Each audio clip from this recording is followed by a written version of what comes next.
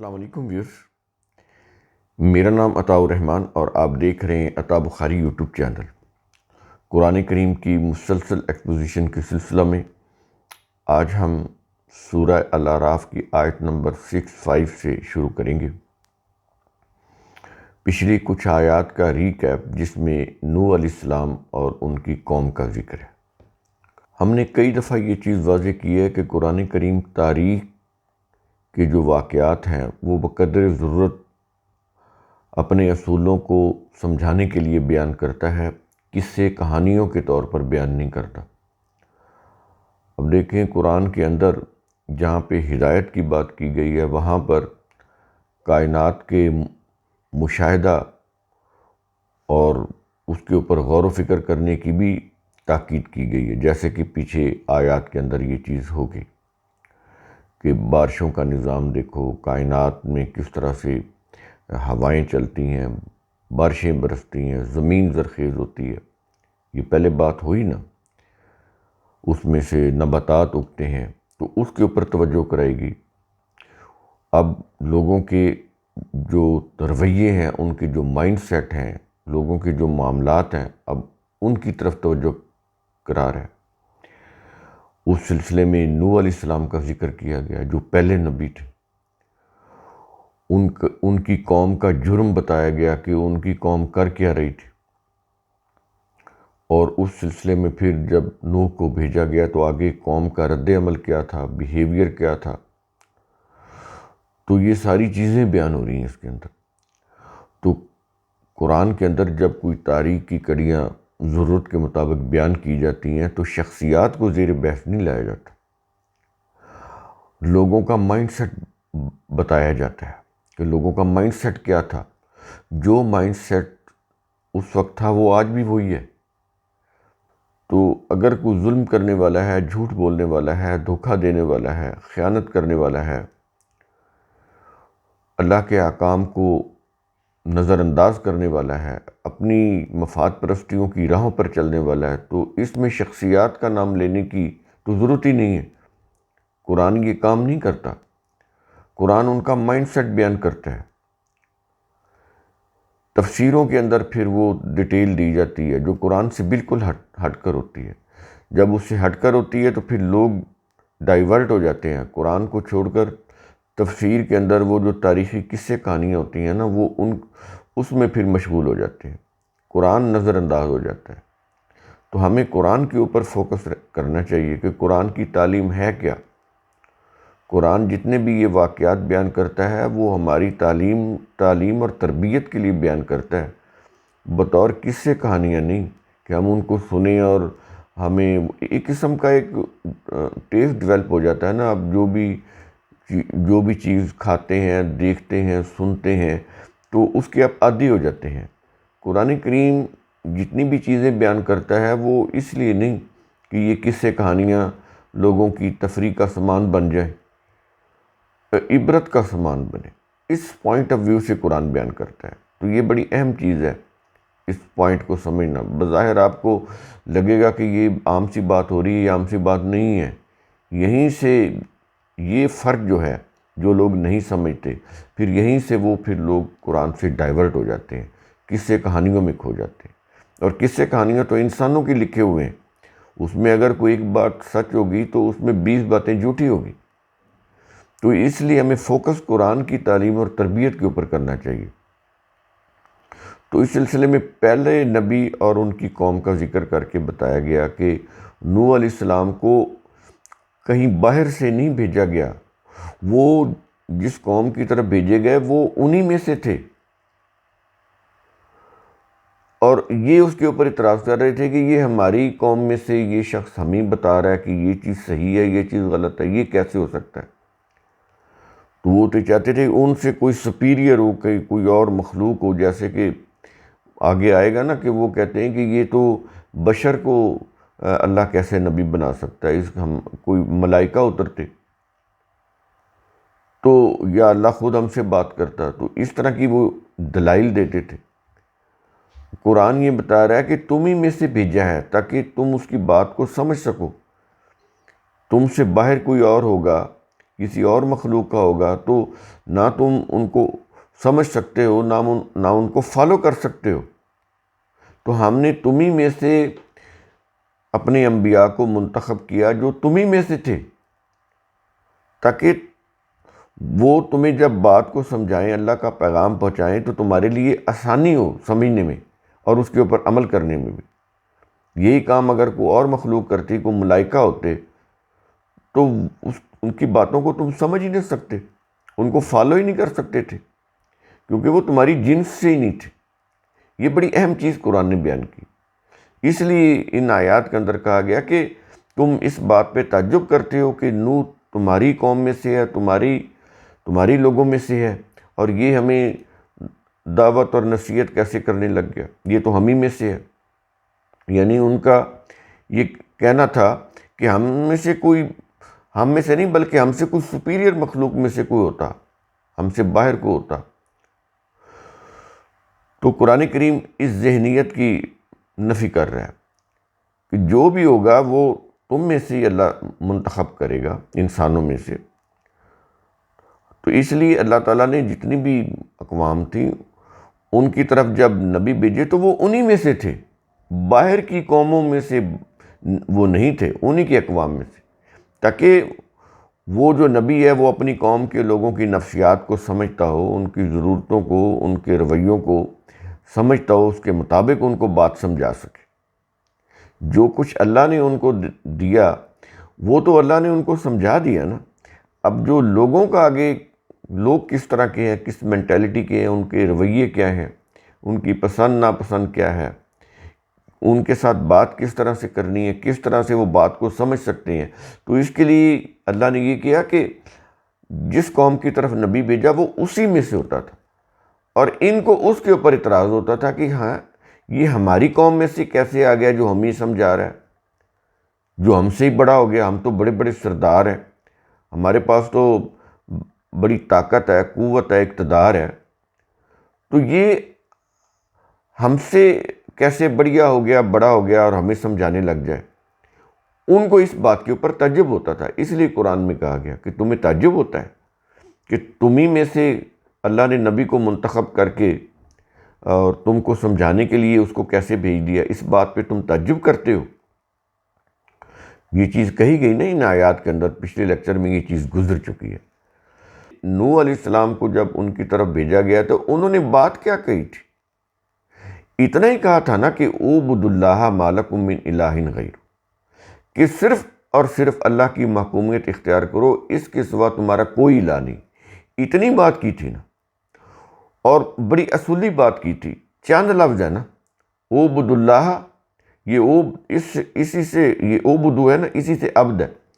عبد عربی میں غلام کو کہتے ہیں جو حکموں کے اوپر چلتا ہے، اپنے آقا کے حکموں کے اوپر چلتا ہے، اس کا فرما بردار ہوتا ہے، تو اسی سے اعبدو ہے نا۔ تو اللہ کے ہر حکم کی محکومیت اختیار کرنے والے بن جاؤ، بس اتنی بات کی۔ کوئی ان کو ان کے مذاہب کے اوپر تنقید نہیں کی، ان کے جو بڑے بزرگ تھے جن کو وہ اللہ کا شریک ٹھہراتے تھے ان کو بھی کچھ نہیں کہا، اصولی بات کی کہ صرف ایک اللہ کی محکومیت اختیار کرو جس کے سوا کوئی اور الہ یعنی خدا نہیں ہے، اور تم نے یہ کیا ہوا کہ اسی کی مخلوق میں سے کچھ کو اپنا الہ بنایا ہوا ہے۔ الہ وہ ہوتا ہے جس کی دل سے اطاعت کی جائے، اور وہ ظاہر ہے وہ اطاعت کیا کرتے تھے، وہ تو پرستش کرتے تھے، اس کو وہ اپنا الہ بنا لیتے تھے۔ تو الہ کیا ہوتا ہے؟ جس کی دل سے اطاعت کی جائے، یہ نہیں کہ کوئی زبردستی کسی مجبوری سے کی جائے، تو جس کی دل سے اطاعت کی جائے وہ الہ ہوتا ہے۔ تو اللہ کی اطاعت کرو، اس کے احکام کی پیروی کرو، اس کے حکموں کے اوپر چلو، صرف وہی ایک اللہ ہے جو تمہارا خدا ہے۔ یہ جتنے بھی تم نے خدا بنائے ہوئے ہیں یہ خدا نہیں ہے، تو ایک اللہ کو اپنا خدا مان لو، بس اتنی بات کہی تھی نا۔ اور ساتھ ان کو یہ بھی بتا دیا تھا کہ اگر تم یہ نہیں کرو گے تو ایک بڑے دن کا عذاب جو ہے وہ تمہارے اوپر آ جائے گا۔ تو اب اس قوم کے جو سردار تھے، ملائے اعلیٰ جو سردار تھے، عام لوگ نہیں، جو سردار تھے، انہوں نے اس کی مخالفت کی، اور اس قدر کی کہ وہ نوح علیہ السلام کو کہنے لگے کہ بلا شبہ ہم تو تجھے ہی گمراہی میں مبتلا دیکھتے ہیں۔ آپ یہ دیکھ لیں کہ نوح علیہ السلام ان کی خیر خواہی میں صرف اتنی کہہ رہے تھے کہ اپنے جو جھوٹے خدا ہیں ان کو چھوڑ دو، صرف ایک اللہ کی محکومیت اختیار کرو۔ اب یہاں پر یہ بھی سوچیں کہ کیا یہ بس یہی کہنا تھا کہ اللہ ایک ہے؟ اگر اتنی بات تھی تو ان کو کیا اعتراض ہو سکتا تھا نوح علیہ السلام کی قوم کو؟ لیکن وہ سمجھتے تھے کہ اس کا مطلب کیا ہے عبد اللہ کا، کہ اس کے بعد پھر ہم کسی اور کی محکومیت اختیار نہیں کر سکتے ایک اللہ کو اپنا الہ بنانے کے بعد۔ تو اس لیے انہوں نے انکار کر دیا، ان کی مفاد پرستی ختم ہوتی تھی، ان کی ساری مذہب کی دکانیں بند ہوتی تھی، ان کے مذہبی کاروبار بند ہوتے تھے۔ جن لوگوں نے مذہب کی بنیاد کے اوپر قیادت سیادت اختیار کر رکھی تھی، بڑے بڑے وہ شخصیات بن چکے تھے، ان کی بزرگ ہستیاں بن چکے تھے، ان کی بزرگی جاتی تھی۔ مذہب کے نام کے اوپر جتنا کچھ وہ کر رہے تھے، لوگوں کو لوٹ کھسوٹ رہے تھے، وہ سارا کچھ ختم ہوتا تھا۔ تو اس لیے انہوں نے کہا، جو سردار تھے انہوں نے کہا کہ اے نوح، ہم تو تجھے ہی گمراہی میں مبتلا دیکھتے ہیں۔ اور اس میں ہم نے آپ کے اوپر یہ چیز واضح کی کہ دیکھ لیں کہ بات کس طرح سے کی گئی، آگے جواب سخت دیا گیا، انکار کیا گیا، لیکن ان کو کوئی قتل نہیں کیا گیا کہ تم نے گستاخی کر دی۔ اس چیز کو بھی ہم نے واضح کیا۔ یہ جو بلاسفیمی قوانین بنائے ہوئے ہیں، یہ قرآن کے منافی ہیں۔ ایسے آپ زبردستی کسی کا احترام کروا ہی نہیں سکتے۔ ہاں، ڈسپلن قائم کرنا اور چیز ہے، اس کے لیے آپ کوئی بائی لاز بنا دیں، ٹھیک ہے۔ جیسے حد تک عزت کا دعویٰ ہے، کسی نے کسی کی عزت کو اچھالا ہے تو اس کے خلاف ٹھیک ہے، کورٹ میں جائے۔ اس کو مذہبی ایشو کیوں بنانا ہے؟ مذہب کی بنیاد کے اوپر کسی کو کیوں ہتھیار دینا ہے کہ وہ جس کو چاہے قتل کر دے؟ تو یہ تھا نوح علیہ السلام کی دعوت اور آگے قوم کا رد عمل۔ اس کو آپ ذہن میں رکھیے گا، اس کو ذہن میں رکھیے گا۔ بالکل یہی چیز اس کے بعد پھر کیا ہوا کہ جب اگلے نبی آئے، قرآن ان کا ذکر کرتا، ہود علیہ السلام، اور ان کی قوم کون سی ہے؟ قوم عاد۔ قوم عاد کی طرف ہود علیہ السلام آئے، اب ان کی بات قرآن کر رہا ہے۔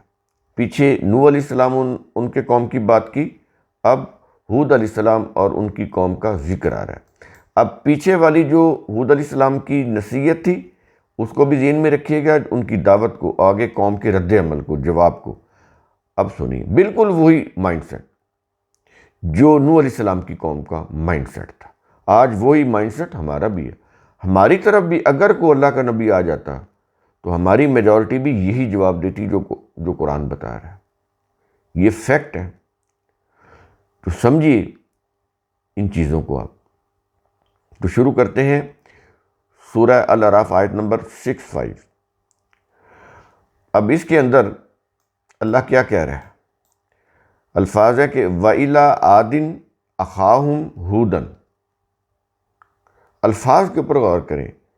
ہم نے یعنی اللہ نے قوم عاد کی طرف ان کے بھائی ہود کو بھیجا۔ ان کے بھائی، انہوں نے اس کے اوپر ایشو بنا لیا، یہ جی رسول کو اپنا بھائی کہتے ہیں۔ بھائی، وہ بھائی تو تھے ان کے، انہی کے قوم میں سے پیدا ہوئے تھے۔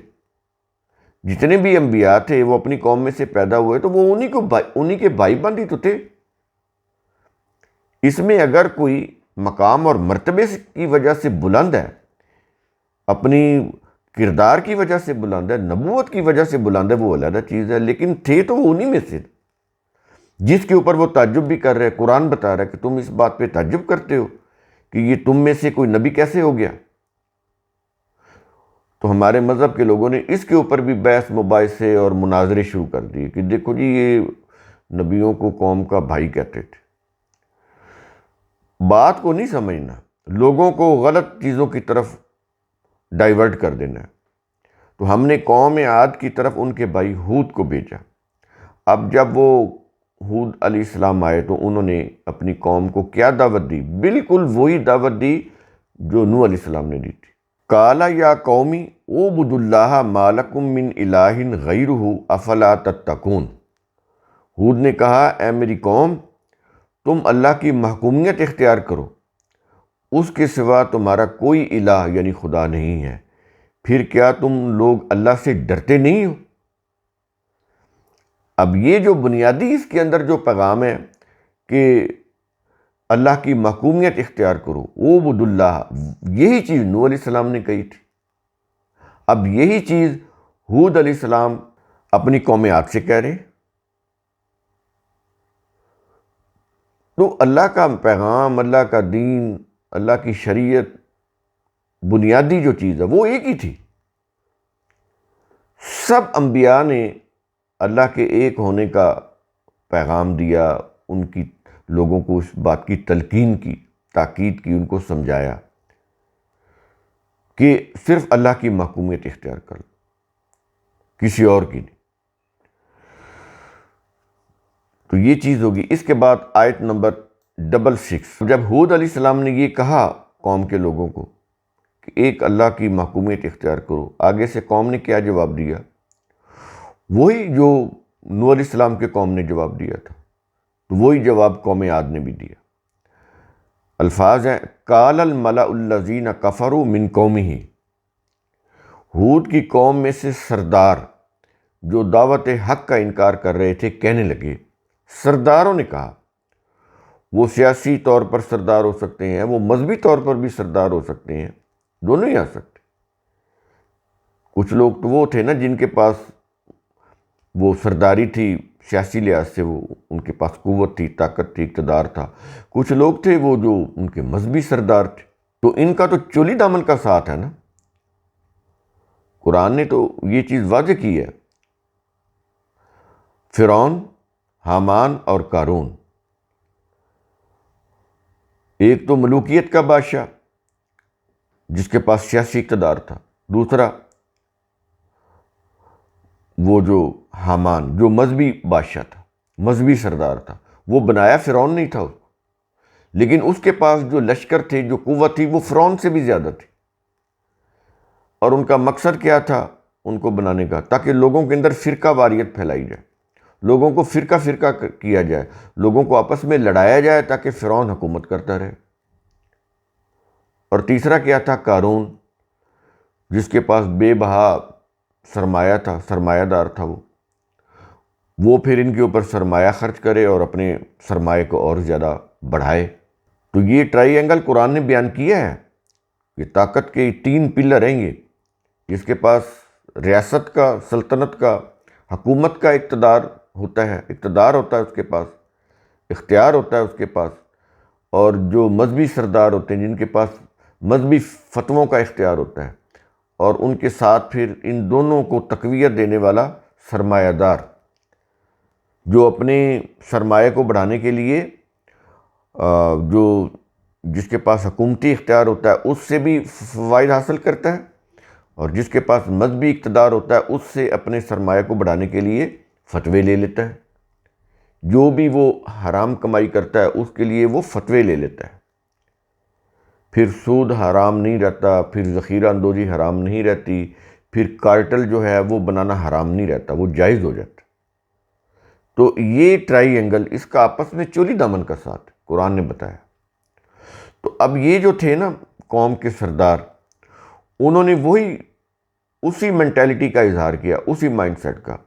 تو حود علیہ السلام کو انہوں نے کیا جواب دیا جب انہوں نے کہا کہ صرف ایک اللہ کو اپنا الہ بنا لو، اس کے علاوہ تمہارا کوئی الہ نہیں، صرف اسی کی محکومیت اختیار کرو؟ تو انہوں نے اس دعوت کا انکار کر دیا۔ انکار کر کے وہ کیا کہنے لگے؟ کہا اِنَّا لَنَرَاكَ فِي صَفَاحَةٍ وَإِنَّا لَنَظُنُّكَ مِنَ الْكَاذِبِينَ۔ اے حود، ہم تو تجھے حماقت میں مبتلا دیکھتے ہیں اور تجھے جھوٹے لوگوں میں سے سمجھتے ہیں۔ نوح علیہ السلام کی قوم نے کیا کہا تھا کہ ہم تو تجھے گمراہی میں مبتلا دیکھتے ہیں، اور حود علیہ السلام کی قوم نے قوم عاد نے ان کو کیا کہا کہ اے ہود ہم تو تجھے حماقت میں مبتلا دیکھتے ہیں اور تجھے جھوٹے لوگوں میں سے سمجھتے ہیں۔ اندازہ لگائیں آپ، نبی کے سامنے، نبی کے منہ کے اوپر کہہ رہے تھے، کوئی یہاں پر وہ قتل و غارت نہیں ہوئی، کچھ نہیں ہوا، صرف دعوت دی گئی، حق کا اظہار کیا گیا۔ تو ان باتوں کے اوپر آپ پورا غور کیا کریں۔ ہمارے آج کے یہ جو جس طرح ہم نے قوانین بنائے ہوئے نا مذہب کی، تو وہ قرآن کے مزاج کے بالکل خلاف ہیں۔ قرآن کس انداز سے بات کرتا ہے؟ یہاں پر کوئی دنگا فساد نہیں، کوئی خون ریزی نہیں، کسی نے، ظاہر ہے حود علیہ السلام کے ساتھ ان کے حواری، ان کے ساتھی تو ہوں گے نا، تو کسی نے آگے بڑھ کر ان کو قتل نہیں کیا۔ میں اگین بتا دوں کہ ہم یہ نہیں کہہ رہے کہ یہ ایسی ایکٹیویٹی کرنا صحیح ہے، بالکل غلط ہے یہ، لیکن اس کے اوپر مذہبی قوانین بنانا اور اس کو ہتھیار کے طور پر استعمال کرنا اور اپنے مخالفوں کے خلاف استعمال کرنا اور ان کے اوپر مقدمات بنانا، ان کو سزائیں دلوانا، ان کو بلیک میل کر کے ان سے پیسے لینا کہ نہیں دو گے تو ہم یہ مقدمہ تمہارے اوپر بنوا دیں گے، تو یہ چیز نہیں ہونی چاہیے۔ اس کو سمجھ لیا آپ نے۔ اس کے بعد آیت نمبر 6-7، اب جواب میں ہود علیہ السلام نے اپنی قوم سے کیا کہا؟ قالا یا قومی، ہود نے کہا اے میری قوم، لیس بی سفاہۃ ولکنی رسول من رب العالمین، میں کسی حماقت میں مبتلا نہیں ہوں، بلکہ میں تو جہانوں کے رب کی طرف سے ایک رسول ہی ہوں۔ دیکھ لیا آپ نے نبی کا جواب۔ اب ان کے ظاہر ہے نبی کے ساتھی بھی تو ہوں گے ہود علیہ السلام، تو کوئی ایسی چیز نہیں ہوئی۔ انہوں نے نبی کے متعلق جو بات کہی، نبی نے آگے اس کا جواب دے دیا۔ اس کے بعد آیت نمبر 6-8 الفاظ ہیں، ابلغکم رسالات ربی وانا لکم ناصح امین، میں تو تمہیں اپنے رب کے پیغام پہنچاتا ہوں اور تمہارا دیانتدار خیر خواہ ہوں۔ وہی تقریباً باتیں ہیں جو نوح علیہ السلام، تھوڑا سا الفاظ کا فرق ہے، بس بنیادی پیغام وہی ہے کہ میں تو تمہیں نصیحت کرنے والا ہوں، تمہاری بڑی دیانتداری کے ساتھ تمہاری خیر خواہی کرنے والا ہوں، بڑی دیانت کے ساتھ تمہارے رب کا پیغام تمہیں پہنچانے والا ہوں، جو تمہارے لیے بہتری لا سکتا ہے اگر تم اس کے اوپر عمل کرو تو، اور آگے سے تم مجھے ہی کہہ رہے ہو کہ تو جھوٹوں میں سے ہے۔ اب یہ چیز، آیت نمبر 6-9 الفاظ ہے کہ او عجبتم ان جاءکم ذکر من ربکم علی رجل منکم لینذرکم، ہود نے کہا کیا تم تعجب کرتے ہو کہ تمہارے رب کی نصیحت اور یاد دہانی ایک ایسے آدمی کے ذریعے تم تک پہنچی ہے جو تم میں سے ہے، تاکہ وہ تمہیں تنبیہ کرے، خبردار کرے۔ کیا تم اس کے اوپر تعجب کرتے ہو کہ وہ نبی تم میں سے ہے اور تمہیں سمجھا رہا ہے؟ یہی بات پیچھے ہوئی نا نوح علیہ السلام، یہی بات انہوں نے کہی تھی۔ اب یہی چیز ہود علیہ السلام اپنی قوم سے کہہ رہے۔ اعتراض ان کو کیا تھا کہ ہم میں سے کوئی نبی کیسے ہو گیا، کوئی ہم سے باہر، ہم سے کوئی سپیریئر نبی ہوتا، کوئی ملائکہ میں سے ہوتا۔ تو جب انسان ہدایت سے پھر جاتا ہے نا، پھر اس کا مائنڈ سیٹ ایسا ہی بن جاتا ہے جیسا یہ مائنڈ سیٹ بتایا جا رہا ہے، پھر اس کے اندر کوئی صحیح بات آ نہیں سکتی۔ اور یہ میرا تجربہ بھی ہے، یعنی اتنی واضح اور صاف بات ہوگی اور ہم ان کو سمجھا بھی دیں گے، بتا بھی دیں گے، لیکن جب اگلا کو کوشچن کر رہے ہوں گے نا کچھ دن بعد، تو ان کے ذہن میں وہی چیز ہوتی ہے، وہ نکلی نہیں ہوتی، اور پھر وہی باتیں کر رہے ہوتے۔ اس کا مطلب ہے کہ انہوں نے سنا ہی نہیں. سنا ہے تو اس کان سے سنا اور اس کان سے نکال دیا، اس کے اوپر غور و فکر ہی نہیں کیا قرآن کیا کہہ رہا ہے. یعنی جس سوچ کو انہوں نے اپنے دماغ کے اندر سما لیا، اس سے باہر نکلنے کے لیے وہ تیار ہی نہیں، تو پھر اصلاح کیسے ہوگی؟ یہ حالت ہو جاتی ہے. اور یہ ہوتی کیوں ہے؟ غور و فکر نہ کرنے کی وجہ سے. اپنے آپ کو یہ سمجھ لینا کہ جو میں نے سوچ لیا ہے، سمجھ لیا ہے، بس یہ صحیح ہے.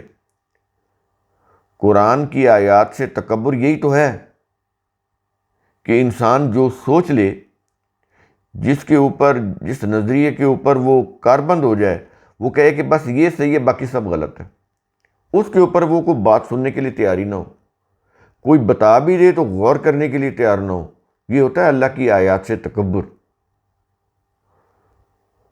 تو یہ قوم کے جو ملائے اعلیٰ تھے، جو سردار تھے، وہ سیاسی ہوں یا مذہبی ہوں یا ان کے سرمایہ دار ہوں، تو یہ حالت تھی ان کی، بازی نہیں آ رہے تھے.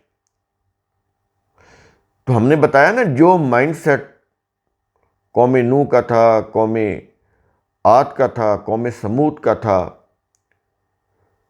قوم لوط کا تھا، قوم ابراہیم کا تھا، قوم موسیٰ کا تھا، قوم عیسیٰ کا تھا، اور جو رسول کے دور میں، آخری نبی کے دور میں، وہ جو جس مائنڈ سیٹ کے لوگ تھے، جو قرآن کی، رسول کی مخالفت کر رہے تھے، تو وہی مائنڈ سیٹ اب بھی چلا آ رہا ہے.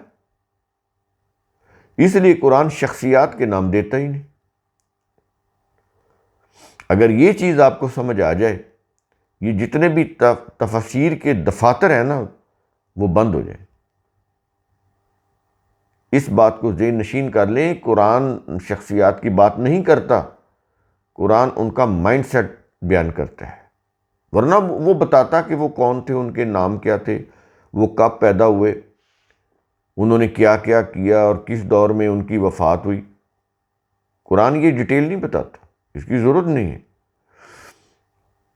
تو یہ چیز سمجھ آ گئی کہ انہوں نے کہا کہ تم اس لیے تعجب کرتے ہو کہ تمہیں اللہ کی نصیحت سنانے والا تمہیں میں سے آ گیا، اور وہ تم کو تنبیہ کر رہا ہے، وارن کر رہا ہے.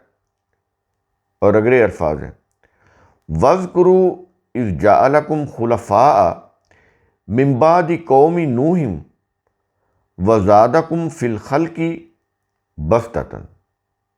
اور اس اللہ کا احسان یاد کرو جب اللہ نے قوم نوح کے بعد تمہیں ان کا جانشین بنایا اور تخلیق یعنی خلقت میں بڑھایا اور زیادہ پھیلایا. یہاں پر دو لفظ ہیں، کیونکہ جب آپ تراجم پڑھیں گے تو یہ جو مذہبی تراجم ہے اس میں بڑی عجیب و غریب باتیں کی ہوتی ہیں. یہ جو خلق ہوتی ہے، اسی کو ہم خلقت بھی بولتے ہیں، انگلش میں کریشن بولتے ہیں، تخلیق. انہوں نے کہیں وہ جسم کا پھیلاؤ بتایا ہوا ہے، کہیں کچھ بتایا ہوا ہے، کہیں کچھ بتایا ہوا ہے. بات کو افسانوی رنگ دینے کی کوشش کی جاتی ہے. وہ سیدھی سی بات ہے کہ دیکھیں نا، شروع میں آبادی کم تھی، اب نوح علیہ السلام پہلے نبی، اب جب ان کے بعد یہ آئے تو آبادی تھوڑی سی اور بڑھ گئی، اللہ کی خلقت میں اور اضافہ ہو گیا. بات تو اتنی سی ہو رہی، اور بڑھا دیا ہم نے فی الخلق کی، خلق میں ظاہر لوگ بڑھ گئے، ان کی تعداد بڑھ گئی. بسطتاً کیا ہوتا ہے؟ ان کا پھیلاؤ زیادہ ہو گیا. پہلے وہ تھوڑے حصے پر رہ رہے تھے، زیادہ حصے پہ چلے گئے، آبادی بڑھ گئی. آج سے 500 سال پہلے آبادی کتنی تھی، کتنے لوگ تھے، اب کتنی بڑھ گئی ہے. اور یہ اس دور میں آپ یہ دیکھ لیں کس قدر آبادی بڑھتی جا رہی ہے. تو یہ چیز قرآن بیان کر رہا ہے کہ قوم نوح کے دور میں، اس دور میں جو خلقت تھی اور ان کا جو پھیلاؤ تھا وہ کم تھا، اب بڑھ گیا. تو اب یہ اس کی جانشین بن گئی. وہ قوم ختم ہوگی، قوم نوح، اس کی جگہ پہ یہ آ گئی، یہ اس کی جانشین بن گئی. قرآن اس کی بات کر رہا ہے. ایسے ہی ہوتا ہے نا، ہم چلے جائیں گے اس دنیا میں، ہمارے بعد جو لوگ آئیں گے وہ ہمارے جانشین ہوں گے. میں چلا جاؤں گا، میرا بیٹا جانشین ہو جائے گا، جو کچھ میرا تھا وہ میرے بیٹے کو ٹرانسفر ہو جائے گا. ایسی جو قومیں ہیں وہ جب ختم ہو جاتی ہیں، ان کی جگہ دوسری قومیں آتی ہیں، ان کے وسائل کے اوپر، ان کی جگہوں کے اوپر، ان کی بادشاہت کے اوپر وہ دوسری قوم اس کی جانشین بن جاتی ہے، اس کے قبضے میں آ جاتی ہیں چیزیں. دنیا کا نظام ایسے ہی چل رہا ہے نا. تو یہ بات کی ہے قرآن نے. تو ہمارے جو تراجم ہیں اس میں پھر روایات کی روح سے وہ ترجمے پھر عجیب انداز سے کیے ہوتے ہیں. سیدھی سی بات ہوتی ہے، اس کو کمپلیکیٹڈ بنا دیتے ہیں. بس اتنی سی بات ہو رہی ہے کہ اللہ کا احسان کرو، یاد کرو کہ جب اللہ نے تمہیں قوم نوح کے بعد ان کا جانشین بنا دیا، کہ جو کچھ ان کی قوم کے پاس تھا وہ اب تمہارے پاس آ گیا.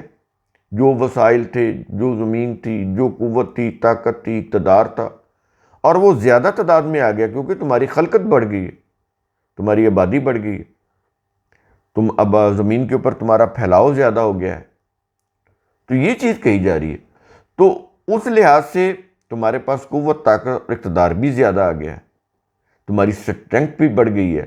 یاد رکھیں قدیم دور کے اندر سب سے زیادہ جو طاقت ہوتی تھی نا، وہ اسٹرینتھ ہوتی تھی.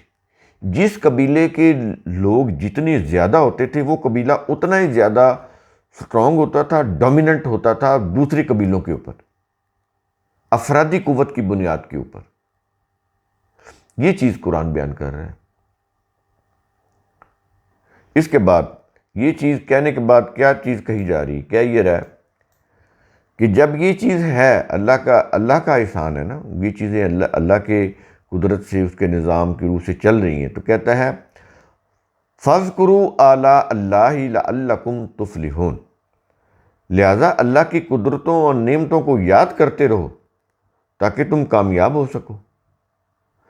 اب یہ جو ہے نا آلَاءَ اللَّهِ، یہ لفظ وہ سورہ رحمان میں بار بار یہ رپیٹ ہو رہا ہے، فَبِأَيِّ آلَاءِ رَبِّكُمَا تُكَذِّبَانِ، تو تم اللہ کی کون کون سی نعمتوں کو جھٹلاؤ گے. یہ عام طور پر ترجمہ ہوتا ہے، ٹھیک ہے یہ صحیح ہے، لیکن وہاں اگر یہی ترجمہ ہے آلہ کا، نعمتیں کرتے ہیں نا ترجمہ، تو پھر وہ تو وہاں پر جہنم کا بھی ذکر ہو رہا ہے، تو جہنم تو کوئی نعمت نہیں ہوتی نا. تو اس کے ساتھ بھی ترجمہ وہی کیا ہوتا ہے کہ تم اللہ کی کون کون سی نعمتوں کا انکار کرو گے، جھٹلاؤ گے. یہ ترجمہ ہوتا ہے. بیسیکلی یہ جو آلہ ہے نا، اس سے مراد ہوتا ہے اللہ کی کون کون سی قدرتوں کا انکار کرو گے. اللہ کی قدرتیں، قدرت میں نعمت بھی آ جاتی ہے، اس لیے ہم نے ترجمہ اس کا دونوں دے دیا، قدرتوں اور نعمتوں. کیونکہ یہ جو آلہ کا لفظ ہے وہاں پر بھی آ جاتا ہے جہاں پہ جہنم کا، جیسے کہ سورہ الرحمن میں جہنم کا ذکر ہوگا، عذاب کا ذکر ہوگا، تو وہاں پر بھی تو آتا ہے. تو یہاں پر پھر اللہ کی قدرت، تو بنیادی طور پر اس کا ترجمہ کرنا چاہیے اللہ کی قدرت. لیکن جہاں پر اچھی چیزیں، نعمتوں کا ذکر ہو، وہاں پر ٹھیک ہے کہ تم اللہ کی کون کون سی نعمتوں کا انکار کرو گے، وہاں ٹھیک ہے. لیکن یہ یاد رکھیں کہ اس میں اس کا ترجمہ جو صحیح ہے نا، وہ قدرت سے کرنا چاہیے کہ تم اللہ کی کون کون سی قدرتوں کا انکار کرو گے.